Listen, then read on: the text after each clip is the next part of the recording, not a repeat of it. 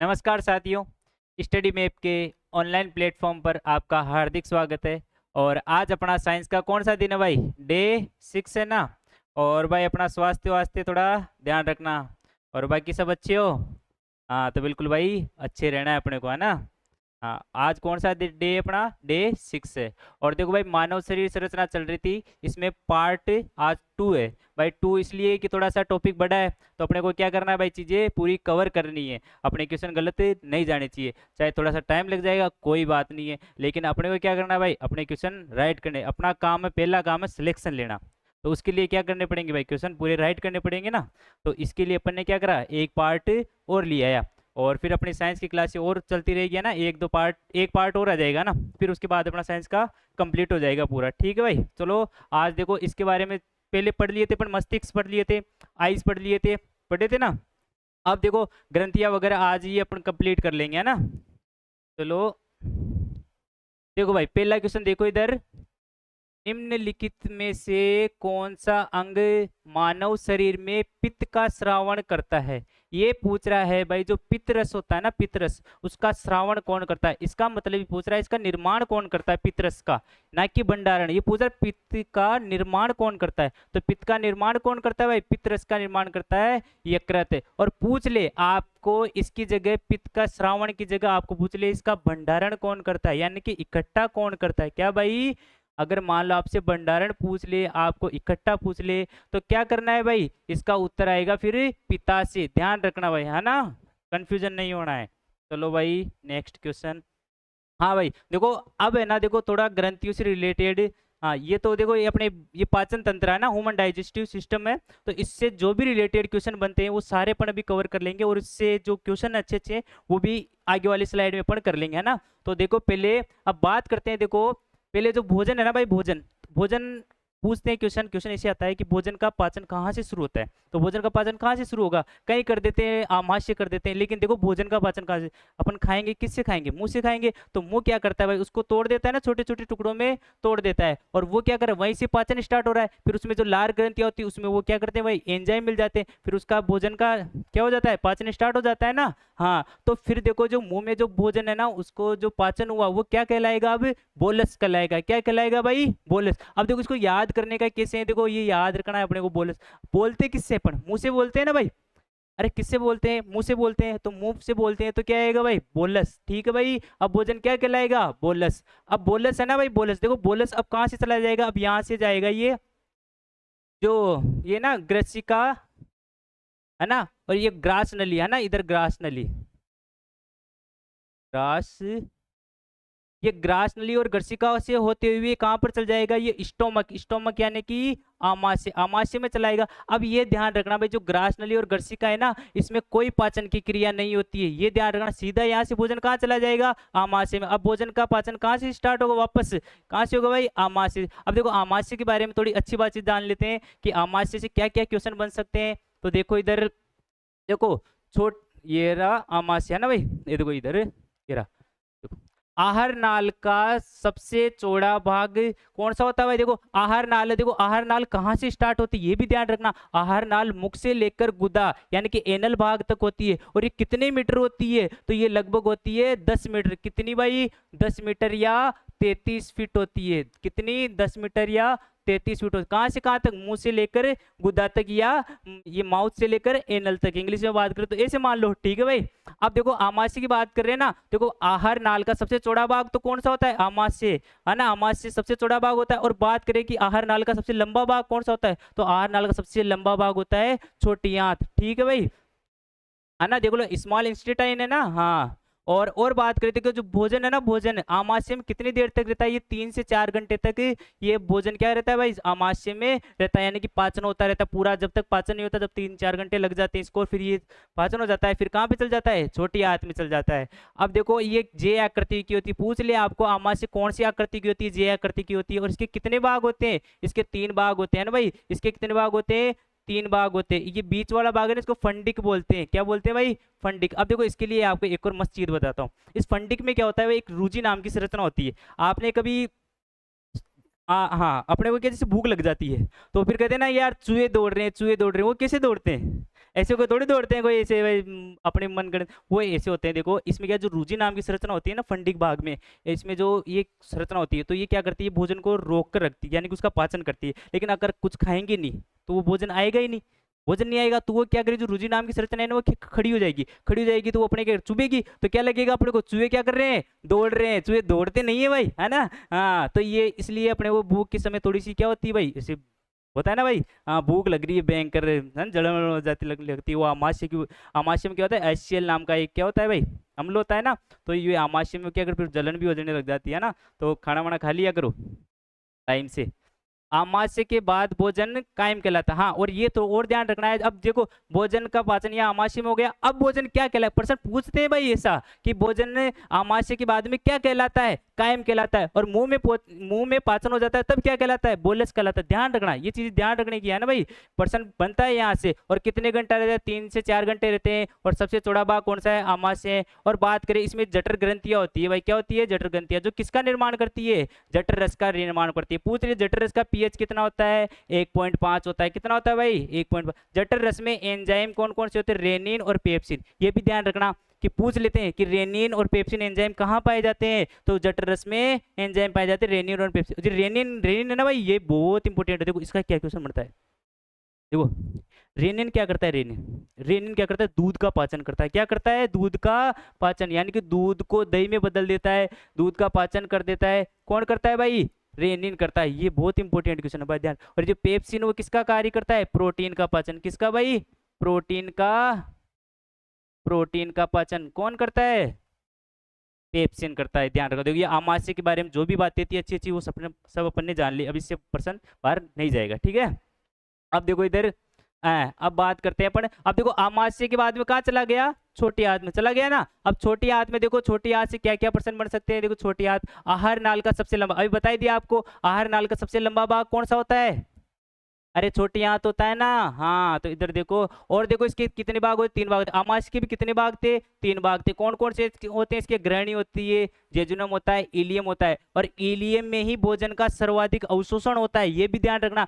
देखो अगर आपको ऑप्शन दे दे कि भोजन का सर्वाधिक अवशोषण कहाँ होता है, सर्वाधिक पाचन कहाँ होता है, तो कहाँ होता है, छोटी आंत में। अगर ये ऑप्शन नहीं दे आपको, अगर आपको ऑप्शन इलियम दे दे, इसी का ही भाग है भाई, अरे इलियम इसी का ही भाग है ना, तो ऑप्शन ये दे दे तो अपने को ऑप्शन है ये भी राइट करना, ठीक है भाई। इसलिए मैंने ये इसके नाम भी लिख दिए, कई बार इलियम भी आ जाता है, ठीक है।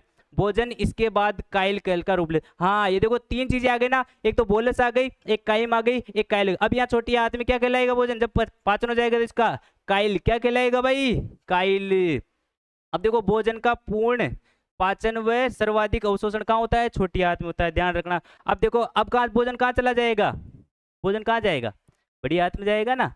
हाँ तो देखो बड़ी आंत में चला गया भोजन। अब भोजन का पाचन नहीं होता है, भोजन का पाचन क्या नहीं होगा, अब क्या होगा, तो जल व विटामिन B12 का अवशोषण होता है। प्रश्न पूछते हैं जल का अवशोषण सर्वाधिक कहाँ होता है, तो बड़ी आंत में होता है, ध्यान रखना। विटामिन B12 का अवशोषण कहाँ होता है, बड़ी आंत में होता है, ठीक है भाई। इसको क्या बोलते हैं, लार्ज इंस्टेटाइन, क्या बोलते हैं, लार्ज इंस्टेटाइन बोलते हैं ना। हाँ और देखो ये पित्ताशय है ना, गैल ब्लेंडर है ना, गाल ब्लेंडर, तो ये क्या करता है, पित्तरस का, पित्तरस को क्या करता है, इकट्ठा करता है ना भाई। हाँ और देखो ये इसोफेगस हो गई ग्रसिका, ठीक है बताई दी। और ये और देखो और जो भी और आएगा देखो, है ना, नेक्स्ट स्लाइड में और ले लेते हैं अपन।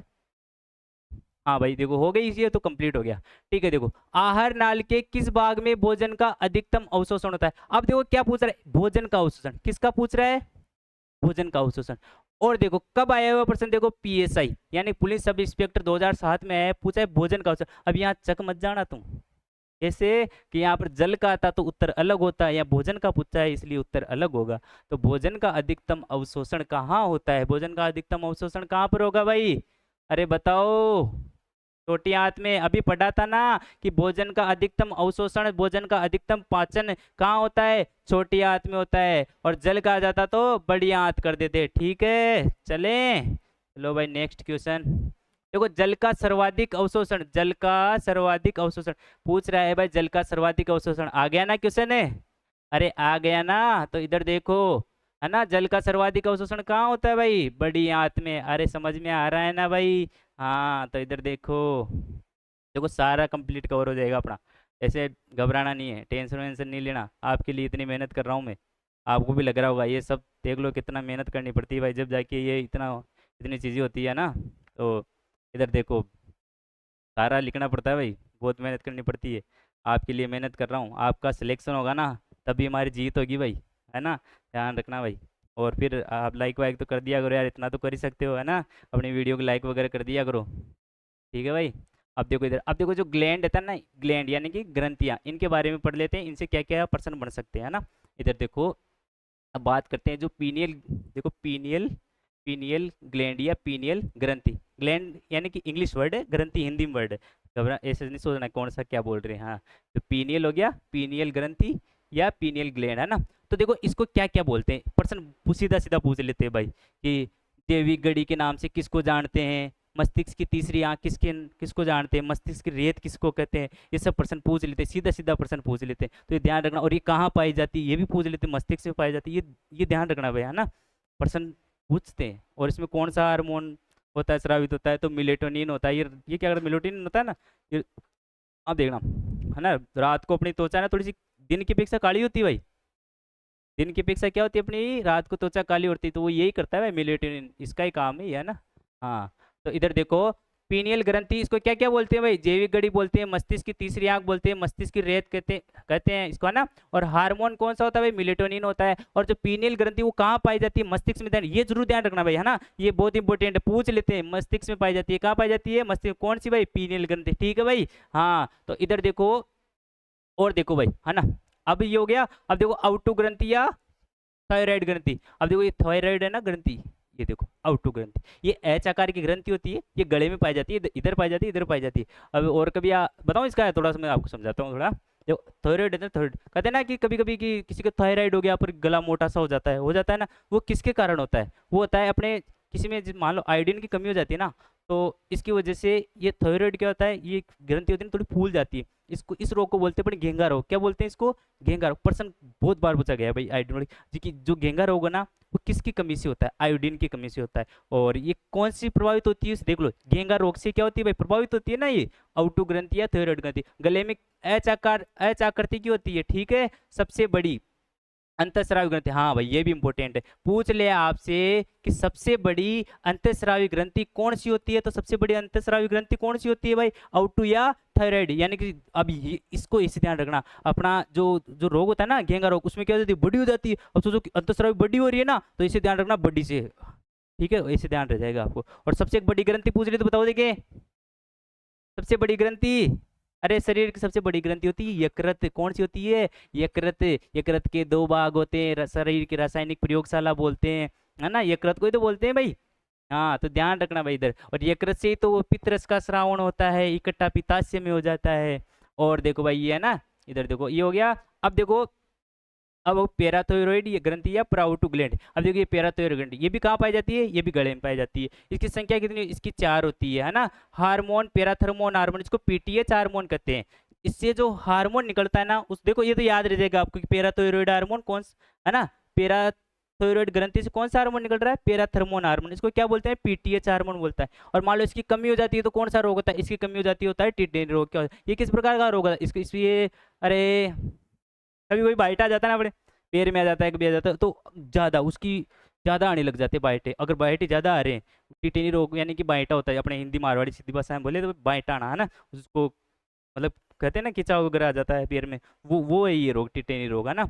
तो ये किसकी कमी से हो जाता है भाई, ये अगर पैराथर्मोन की कमी हो जाएगी तो कौन सा रोग हो जाएगा, टिटेनी रोग। देखो ये हो गया पीनियल ग्लैंड हो गई, आउटो ग्लैंड हो गई, और देखो थायराइड ग्लैंड हो गई ना, ये पैराथायरॉइड ग्रंथि हो गई, ठीक है भाई। अब देखो इधर, अब देखो इधर पीयूष ग्रंथि या पिट्यूटरी ग्लैंड। कौन सी ग्लैंड भाई, या तो पीयूष ग्रंथि या पिट्यूटरी ग्लैंड। ये भी कहाँ पाई जाती है भाई, ये मस्तिष्क के जो आधार भाग होता है नीचे, उसमें पाई जाती है। और ये मटर के दाने के समान होती है भाई, है ना, ये ध्यान रखना। ये प्रश्न भी पूछते हैं कि जो कौन सी ग्रंथि मटर के दाने के समान है, सीधा प्रश्न आया हुआ है, कौन सी ग्रंथि मटर के दाने के समान है, सीधा पूछ लेते हैं प्रश्न।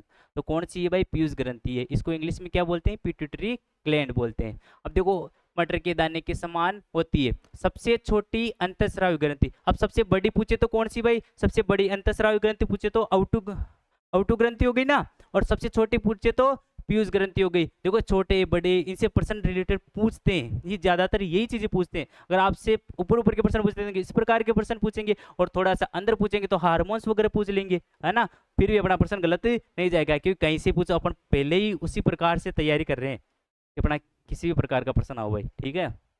इधर देखो, और इसको क्या बोलते हैं भाई, मास्टर ग्रंथि बोलते हैं। क्या बोलते हैं भाई, पीयूष ग्रंथि को मास्टर ग्रंथि बोलते हैं। और स्रावित हार्मोन, इससे कौन सा हार्मोन निकलता है भाई, ऑक्सीटोसिन, ये भी ध्यान रखना भाई, इससे कौन सा हार्मोन निकलता है, ऑक्सीटोसिन निकलता है। इसे प्यार का हार्मोन कहते हैं, गर्भपात का हार्मोन कहते हैं, प्रसव पीड़ा का हार्मोन कहते हैं, दूध निष्कासन का हार्मोन कहते हैं। अरे जब जो मवेशियां होती है यानी कि जो पशु होते हैं, अगर उनमें दूध नहीं निकलता था ना भाई पहले, तो कौन सा हार्मोन काम में लेते थे, ऑक्सीटोसिन हार्मोन काम में लेते, उससे क्या उनका दूध निकल जाता था, है ना भाई, ये इसलिए। और देखो अब यकृत, यकृत कहाँ पाई जाती है, यकृत पाई जाती है ना इधर, है ना। तो देखो यकृत, यकृत या लीवर, यकृत यानी इंग्लिश में इसको बोलते हैं लीवर। और ये किससे प्रभावित होती है, अरे जो ज्यादा शराब पीता है ना, शराब, उसके कहते हैं ना गांव में बोलते हैं थारा लीवर खराब हो गया, तो लीवर वो यही चीज है लीवर। और कई बार इंग्लिश में भी नाम देते हैं यकृत का, फिर बच्चे कंफ्यूजन हो जाते हैं कि लीवर कौन क्या आ गया भाई लीवर, तो यकृत को ही क्या बोलते हैं, लीवर। और शरीर की सबसे बड़ी ग्रंथि है ना ये, देखो सबसे शरीर की सबसे बड़ी ग्रंथि, और पित्त रस का निर्माण करती है, ये बता दिया। इसके कितने भाग होते हैं, 2 भाग होते हैं। शराब से प्रभावित होती है, बताया शराब से प्रभावित होती है। इस शरीर की रासायनिक प्रयोगशाला करते हैं, करते नहीं भाई, कहते हैं ना, शरीर की इसे इसे क्या कहते हैं भाई, शरीर की रासायनिक प्रयोगशाला कहते हैं। इसकी क्रियात्मक इकाई हिपेटिक लोम है, क्या नाम भाई, हिपेटिक लोम इसकी क्या है भाई, क्रियात्मक इकाई है ना भाई, हिपेटिक लोम क्या है, इसकी क्रियात्मक इकाई है। अब देखो और अच्छी चीज बताता हूँ भाई, इसको रासायनिक प्रयोगशाला क्यों कहते हैं। ये क्या करता है भाई, जो यूरिया है ना, ये क्या, सॉरी, जो ये यकृत है ना, यकृत, जो ये क्या करता है भाई, जो अमोनिया होती है ना, अमोनिया, उसको यूरिया में परिवर्तित करने का कार्य करता है। इसलिए इसको क्या बोलते हैं, शरीर की रासायनिक प्रयोगशाला बोलते हैं। ठीक है भाई, समझ में आ रहा है। और भाई ये ना, ये चीज़ें आपकी रिवीजन के लिए थोड़ी काम आएगी, तो इसकी पीडीएफ वगैरह ना आपको हमारे टेलीग्राम चैनल पर मिल जाएगी। और जो टेलीग्राम का लिंक है ना भाई, मैं आपको कमेंट बॉक्स में डाल दूंगा नीचे, तो वहाँ से आप टेलीग्राम ज्वाइन करना, फिर आपको वहाँ से पीडीएफ मिल जाएगी। ठीक है भाई, थोड़ा आपको रिवीजन के लिए थोड़ा काम आएगी ना, इतनी सारी क्लासेस देखोगे एक साथ भाई, और पीडीएफ देख लेना तो आपका काम हो जाएगा। भूल जाते हैं भाई, है ना, या तो लिख लेना, सबसे बढ़िया है, लिख लोगे तो और अच्छा है। और नहीं लिख पाते हो, किसी का रहता है भाई, किसी का नहीं लिखूँ भाई मैं, तो भाई टेलीग्राम पे जाना और पीडीएफ ले लेना। ठीक है भाई, और ये हो गया भाई, देखो पीनियल ग्रंथि हो गई, आउटो ग्रंथि हो गई, पैराथायरॉइड हो गई, पीयूष हो गई, और यकृत हो गई, लीवर हो। ठीक है ना भाई, चले आगे। अब देखो 1-2 और बच गई, तो उसको भी अपन कंप्लीट कर लेते हैं। हाँ भाई, अब देखो इधर जो लार ग्रंथियां बात करते हैं, जो मुंह में होती है ना भाई लार ग्रंथियां, इसकी पीएच कितनी होती है, 6.8 होती है। ठीक है भाई, और लार ग्रंथियां कितनी होती है भाई, 3 होती है। अब देखो 3 में जो सबसे इंपॉर्टेंट है उसका नाम याद रख लो, उसका नाम क्या है, पेरोटिड ग्रंथि है, देखो है ना, पेरोटिड ग्रंथि। ये क्या है भाई, ये सबसे बड़ी लार ग्रंथि है, 3 होती है लेकिन सबसे इंपॉर्टेंट ये पेरोटिड ग्रंथि। ये कितनी भाई, 3 है, लेकिन सबसे इंपॉर्टेंट है पेरोटिड। क्यों भाई, क्योंकि सबसे बड़ी लार ग्रंथि कौन सी है, पेरोटिड है। और देखो इस सांप में विष का ग्रहण करती है, जो सांप होता है ना, सांप में जो विष इकट्ठा करके रखती है, वो यही रखती है ना, जो फिर काम आ जाता है उसके। हाँ, लार में हार्मोन, देखो लार में कौन कौन से हार्मोन पाए जाते हैं, ये भी ध्यान रखना, कौन कौन से पाए जाते हैं, म्यूसिन पाए जाते हैं, डाइस्टेज पाए जाते हैं, टाइलिन पाया जाता है, लाइसोजाइम पाया जाता है। अब देखो इसमें सबसे इंपॉर्टेंट टाइलिन, कौन सा है, टाइलिन, ये तो भूलना ही नहीं है भाई, बिल्कुल भी नहीं है, बिल्कुल भी नहीं भूलना, इसके लिए आपको माफ नहीं किया जाएगा। हाँ, ये तो याद रखना भाई, टाइलिन तो ठीक है। हाँ, लार में हार्मोन कौन सा पाया जाता है भाई, टाइलिन पाया जाता है, म्यूसिन पाया जाता है, लाइसोजाइम पाया जाता है, डाइस्टेज पाया, लेकिन सबसे इंपॉर्टेंट ये है भाई टाइलिन, ये आपको याद रखना है। और देखो भाई, इधर देखो अग्नाशय ग्रंथि, कौन सी ग्रंथि भाई, अग्नाशय ग्रंथि, है ना भाई। ये कौन सी है, ये पेनक्रियाज भाई, कौन सी है, पेनक्रियाज को इंग्लिश में पेनक्रियाज बोलते हैं, और हिंदी में क्या बोल देते हैं अपन, अग्नाशय ग्रंथि बोल देते हैं। ये क्या है भाई, सबसे बड़ी मिश्रित ग्रंथि, क्या है भाई, सबसे बड़ी मिश्रित ग्रंथि कौन सी है, अग्नाशय ग्रंथि। और इसमें देखो, इसमें और इम्पोर्टेंट इसका ज्यादा प्रश्न बना हुआ है, लेंगरहैंस, ये लेंगरहैंस द्वीप होते हैं, है ना भाई।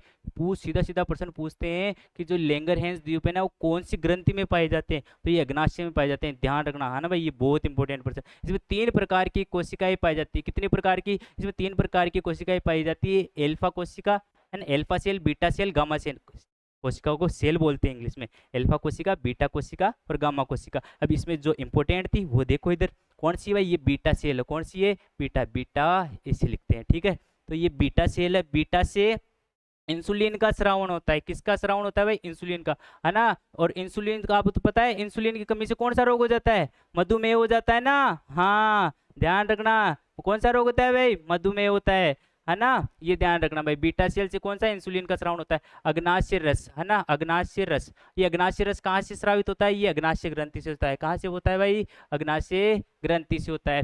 और इसको पूर्ण पाचक रस, ये भी ध्यान रखना, इसको पूर्ण पाचक रस या संपूर्ण पाचक रस इसको कहते हैं। और इसकी जो पीएच है ना 7.8 होती है। और इसे ऐसे पूछ लेते हैं कि ये क्षारीय होता है या अम्लीय होता है? कौन है? ये अग्नाशय। अगर 7 से ज्यादा होगी तो क्या होगा? क्षारीय। और 7 से कम होगी तो क्या होगा? अरे क्या होगा? अम्लीय होगा ना। और 7 पे तो क्या होता है? उदासीन होता है। हाँ, तो अग्नाशय रस हो गया। और देखो इसमें एंजाइम कौन कौन से पाए जाते हैं? इसमें एमाइलेज, लाइपेज और ट्रिप्सिन। कौन कौन से भाई? एमाइलेज, लाइपेज और ट्रिप्सिन। ये ध्यान रखना। किसमें? अग्नाशय रस में कौन कौन से रस, कौन कौन से एंजाइम पाए जाते हैं? एमाइलेज, लाइपेज और ट्रिप्सिन। ध्यान रखना भाई, है ना।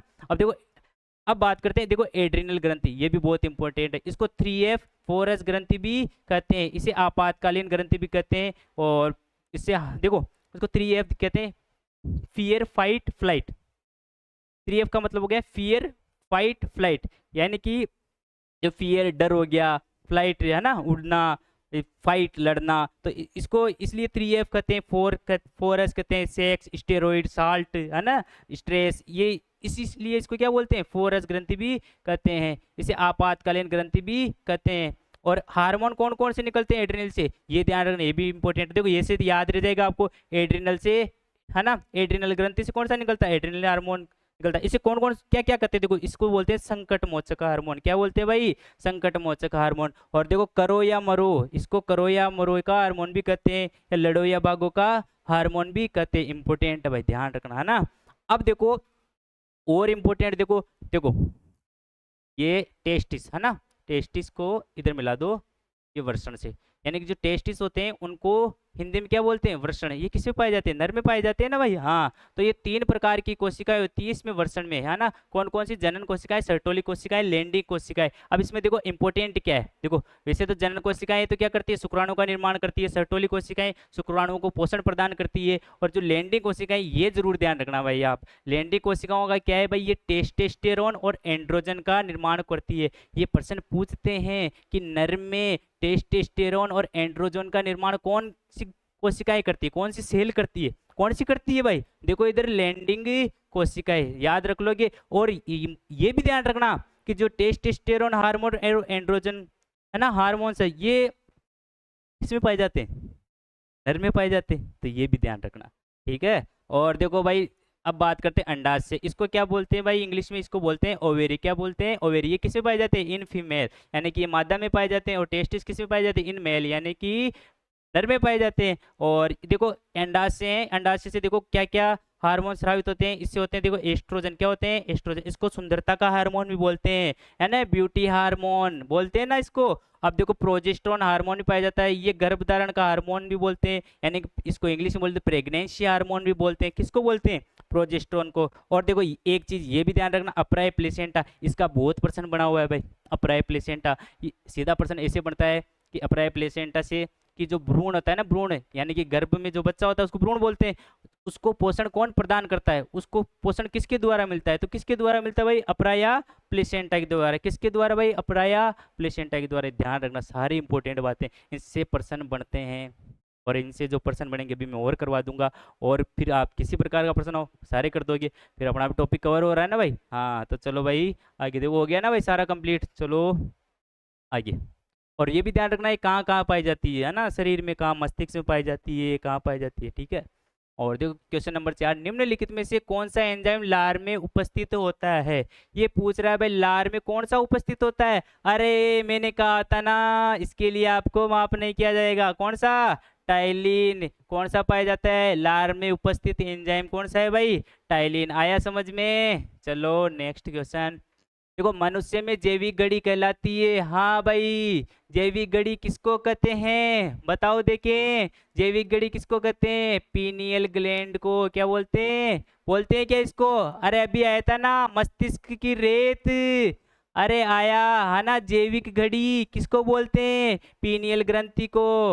अरे आ रहा है समझ में?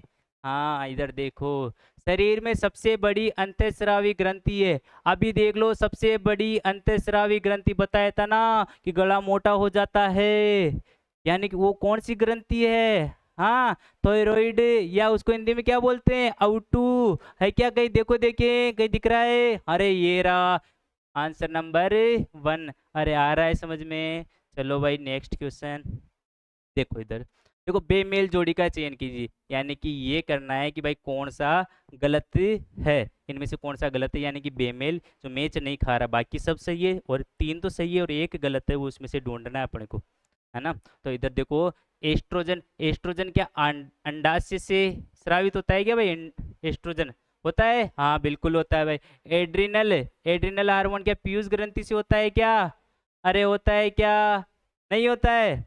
हाँ नहीं होता है, तो उत्तर अपना कौन सा हो गया? एड्रिनल, ये तो इसी ग्रंथि से होता है ना। हाँ, एड्री एड्रीनलिन यही ग्रंथि होती है और इसी से क्या होता है, ये हार्मोन स्रावित होता है। थायरोक्सिन, ये कौन सी थायराइड ग्रंथि से होता है? ये मैंने बताया था ना, इसको याद रह जाएगा, थायराइड से थायरोक्सिन। और टेस्टोस्टेरोन ये किससे, वृषण में, ये हार्मोन किस में पाया जाता है? मेल में, यानी कि नर में। अरे आ रहा है, चलो भाई नेक्स्ट।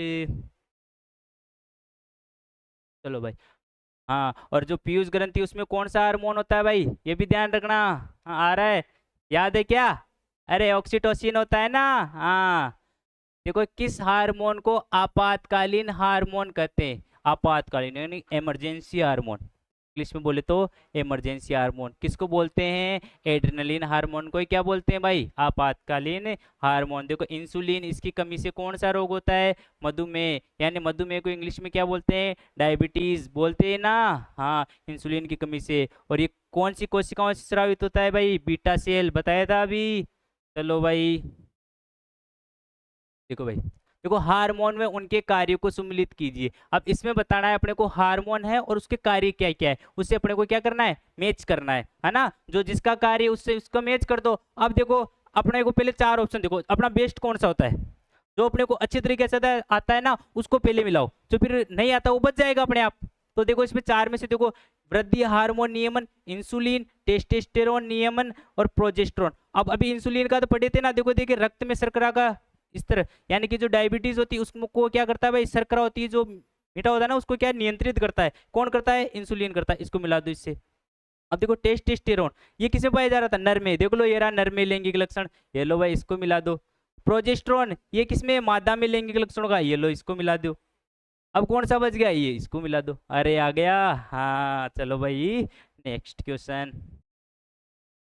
हाँ भाई, पीनियल ग्रंथि कहाँ पाई जाती है? अरे देखो प्रश्न आ गया, पीनियल ग्रंथि कहाँ पाई जाती है? अभी बताया था, पीनियल ग्रंथि मस्तिष्क में पाई जाती है ना, है क्या? ये रहा भाई मस्तिष्क। अरे आ रहा है समझ में? हाँ, चलो आगे। सबसे कम पाए जाने वाले रक्त समूह है, ये पूछ रहा है भाई, जो सबसे कम पाया जाने वाला रक्त समूह कौन सा है? यानी कि सबसे ज्यादा रक्त समूह वाले लोग कौन से हैं? कम, सबसे कम, है ना भाई? सबसे कम वाले कौन से लोग, सबसे जो कम मिलता है अपने को, वो कौन सा मिलता है भाई? ए बी, ये ध्यान रखना भाई ना। और देखो इसमें क्या ध्यान रखना है आपको? ये ध्यान रखना है कि जो ये ब्लड ग्रुप होते हैं ना, ये कौन कौन से होते हैं, ये भी ध्यान रखना है। ए होता है, बी होता है, ओ होता है, ए बी होता है। इनमें से आपको कभी आपको सी दे देगा, कभी डी दे देगा, अलग दे देगा, फिर पूछ लेगा आपको इनमें से कौन सा नहीं है, तो वो भी ध्यान रखना। और ओ ये क्या करता है भाई? ये सर्वदाता, ये क्या है भाई? सर्वग्राही। अभी नेक्स्ट क्वेश्चन आ जाएगा, है ना? चलो देखो, रुधिर प्रदान के दौरान किस रुधिर समूह का व्यक्ति सार्वभौमिक दाता? आ गया प्रश्न, सार्वभौमिक दाता। देखो कितना इंपॉर्टेंट प्रश्न है। देखो एलडीसी 2018 में आ रखा था, सीईटी 2023 अभी शिफ्ट 1 में आ रखा था। देखो और किस में आ रखा? इंडस्ट्रीज इंस्पेक्टर एग्जाम 2018 में। और भी आ रखे थे, फिर मैंने 2 4 तो हटा दी भाई, पूरा बोर्ड भर जाएगा, है ना? इतना इंपॉर्टेंट क्वेश्चन है भाई, है ना? हाँ इसलिए देखो इधर, अब आपको आप बता दो इसका कौन सा होएगा भाई? सार्वभौमिक दाता कौन सा होता है भाई? जो सबको देता है, ओ समूह। अब इसको कैसे याद रखोगे? ओ, डॉन होता है ना, डॉन, वो क्या करता है भाई? सबको देता है, ओ।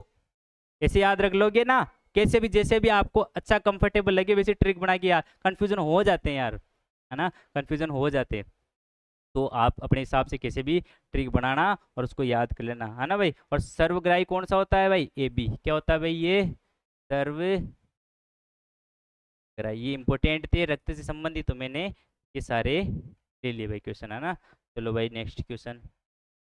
अब देखो, शरीर का सबसे व्यस्ततम अंग कौन सा है, व्यस्ततम यानी कि बिजी, पूरे शरीर में सबसे ज्यादा बिजी कौन रहता है, कौन सा रहता है भाई। देखो देखिए, वृक्क रहता है, यकृत रहता है, हृदय रहता है, या मस्तिष्क रहता है। अब बताओ देखिए कौन सा रहता है, बताओ कौन सा रहता है।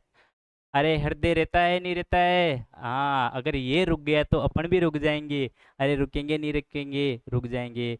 और देखो और चीज बताऊँ आपको एक, और देखो अच्छी अच्छी बातें भी और बताऊंगा आपको।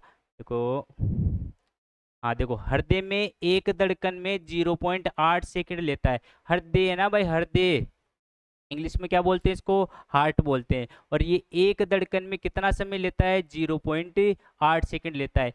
हृदय के एक चार भाग होते हैं, कितने भाग होते हैं भाई, चार भाग होते हैं। कितने होते हैं भाई, ये हृदय हो गया, इसके कितने भाग हो गए, चार भाग हो गए। ऊपर वाले आलिंद कहलाते हैं, यानी कि दाया आलिंद, बाया आलिंद, दाया नीले, बाया नीले, है ना भाई। कितने भाग हो गए, चार भाग हो गए, ध्यान रखना। हृदय में उत्पन्न तरंगों को किसके द्वारा मापते हैं, ईसीजी। अरे ईसीजी की जांच करवाते हैं ना, है ना। जब हार्ट पेशेंट होता है ना भाई, तो कोई हार्ट पेशेंट होता है तो उसकी जांच कराते हैं ना, तो ईसीजी जांच होती है। कौन सी जांच होती है, ईसीजी। ये ध्यान रखना, कौन सी, ईसीजी। ईसीजी इलेक्ट्रोकार्डियोग्राफ, है ना, कार्डियो बोलते हैं इसको, हृदय को, ठीक है। और अगर मान लो, है ना, ईसीजी, ठीक है। हाँ, और चले भाई इधर। शुद्ध रक्त सामान्यतः धमनी में बहता है। शुद्ध रक्त कहाँ बहता है भाई, ये ध्यान रखना भाई, जो हृदय में है ना, हृदय, है ना, हृदय में पाई जाती है धमनियां और शिराएं। इनसे जो इंपॉर्टेंट क्वेश्चन बनना था वो मैंने आपको पहले लिख दिया। देखो, शुद्ध रक्त सामान्यतः किस में बहता है, धमनी में बहता है। किस में बहता है, धमनी में। और जो अशुद्ध रक्त है ना भाई, अनप्योर, है ना, प्योर, ये जो अशुद्ध रक्त है सामान्यतः किस में बहता है, शिरा में बहता है। अब देखो इसको कैसे याद करना है। अरे भाई शिरा, शिरा जानते हो क्या, अरे सीरा, हलवा बोलते हैं जिसको। अरे आजकल जैसे कि जिमने उमने जाते हो, शादी में जाते हो, खाना खाने जाते हो, तो उसमें जो सीरा होता है ना, वो सीरा वो अशुद्ध होता है, नहीं होता है। अरे आजकल शुद्ध चीजें कहाँ बनती है, उसमें कहाँ प्योर घी लेते हैं, अशुद्ध लेते हैं ना। तो वो आजकल तो इससे ध्यान रखना, जो सीरा है भाई क्या है आजकल, अशुद्ध है। क्या है वो, अशुद्ध है। तो अशुद्ध से क्या याद रह जाएगा, अशुद्ध रक्त कहाँ पर, सीरा में बहता है, ऐसे याद रह जाएगा आपको। अभी तो आजकल तो सीरा देसी घी वाला कहाँ बनता है, अच्छा नहीं बनता ना। हाँ, अब देखो एक और चीज बताऊँ आपको, आपको कभी, और हाँ भाई कभी कभी है ना हिचकी विचकी आती है या, हाँ हिचकी विचकी आ जाती है, फिर घर वाले कह देते हैं कि अरे कोई ना कोई तेरी मौसी याद कर रही होगी, तेरी कोई मामा याद कर रहे होंगे, ऐसे कहते हैं ना भाई। ऐसा नहीं होता है, उसमें बताऊँ आपको कैसे होता है। अरे अपने क्या है भाई, देखो ये आहार नाल है ना, देखो ये आहार नाल है, ठीक है। अब देखो यहाँ पर एपिग्लोटिस नाम की एक क्या होता है भाई, ढक्कन होता है। एपिग्लोटिस नाम का क्या होता है, ढक्कन होता है। अब इसमें यहाँ पर क्या होती है भाई, दो नलियाँ होती है, एक तो भोजन की होती है और एक श्वास नली होती है। कौन सी, ये तो हो गई श्वास नली। देखो आपको आज मस्त चीज बताता हूँ, देखना इधर। ये तो हो गई भोजन वाली नली, और ये कौन सी हो गई, श्वास वाली नली हो गई। और ये एपिग्लोटिस नाम का यहाँ पर क्या होता है, ढक्कन होता है, ठीक है भाई। अब देखो ये क्या करता है भाई, जैसे ये क्या करता है, जैसे भोजन खाते हैं ना अपन, भोजन, तो भोजन क्या करता है, तो ये श्वास नली को क्या करता है, इधर बंद, जैसे ही भोजन आता है वो तो क्या श्वास नली को बंद कर देगा, और भोजन किस में चल जाएगा, भोजन वाली नली में, आहार नाल में चल जाएगा। और फिर क्या करता है ये ढक्कन, ये काम करता है, फिर अपन भोजन खाना बंद कर देते हैं तो ये इस पर ढक्कन लग जाता है, फिर श्वास लेने लग जाते हैं, दोनों काम हो जाता है इसे। अब क्या करता है अपना मस्तिष्क, क्या करता है, जैसे भोजन खा रहे हैं अपन, है ना, खाना खा रहे हैं, और फिर सोचते सोचते अपना अपना दिमाग चला गया कहीं दूसरी जगह, चला गया। फिर अपन क्या वो सोचने लग जाते हैं, अरे चार भाई ऐसे करना है, ऐसे करना है, ऐसे करना है। और फिर अपना दिमाग तो क्या, दिमाग क्या हो गया, एब्सेंट। अब दिमाग को पता नहीं है कि अपन भोजन खा रहे हैं या नहीं खा रहे हैं, तो भोजन किधर जाएगा, और भोजन जाना तो इसमें था, भोजन वाली नली में, और चले किस में गया, श्वास नली में। और वो श्वास नली में जाएगा तो श्वास वापस बाहर तो आएगा ना भाई, तो इस वजह से क्या चलने लग जाती है, हिचकियां चलने लग जाती है, इसलिए कोई याद याद नहीं करता है ना। ये क्या होता है भाई, ऐसे अपना मस्तिष्क क्या हो जाता है भाई, एब्सेंट हो जाता है, फिर अपना भोजन इधर चला जाता है, फिर वो भोजन बाहर आने का प्रयास करता है, तो और फिर क्या चलने लग जाती है, हिचकियाँ चलने लग जाती है। और अच्छी बात बताऊँ आपको, देखो और अच्छी, भोजन करने के बाद नींद आती है अपने को, नींद आती है ना, वो किस वजह से आती है, वो देखो वो इस वजह से आती है। अपना क्या जो वही जैसे भोजन खाया तो अपना जो सारा रक्त है ना अपने शरीर का, वो क्या करता है, भोजन पचाने में चल जाता है। इसलिए मस्तिष्क में क्या हो जाती है, फिर रक्त की कमी हो जाती है, इसलिए क्या आने लग जाती है, नींद आने लग जाती है। रक्त की कमी से मस्तिष्क में रक्त की कमी हो गई तो क्या आने लग जाती है, नींद आने लग जाती है। हाँ ये ध्यान रखना, देखो अच्छी अच्छी बातें हैं ना। हाँ तो फिर लाइक वाइक कर दिया करो, देखो आपके लिए इतनी मेहनत करते हैं ना भाई दोस्तों, है ना। और आपको समझ में आ रहा है सब, बता दिया करो, है ना। आप अच्छे कमेंट्स करते हो, उसी से ही तो पता चलता है हमारे को कि हमारे आपको समझ में आ रहा है या नहीं आ रहा है ना भाई। ठीक है चलो, अब नेक्स्ट क्लास मिलेंगे दोस्तों। एक पार्ट, अब कौन सा पार्ट आएगा अपना, रोग वाला आएगा, और डे 7 आ जाएगा फिर, है ना भाई। तो जुड़े रहना हमारे साथ, और आप क्लास ऐसे अच्छी मिलती रहेगी, आप बिल्कुल टेंशन मत लेना, और टेंशन वेंशन नहीं लेना, अभी पेपर है भाई, है ना। और थोड़ा स्वास्थ्य का भी ध्यान रखना, अच्छी चीज़ें का ना, मैं आपको हर क्लास में बोलता हूँ, क्योंकि दिन खराब होंगे ना भाई तो बहुत नुकसान होता है इस टाइम, है ना। तो अब नेक्स्ट क्लास में मिलेंगे, ठीक है दोस्तों, थैंक यू दोस्तों।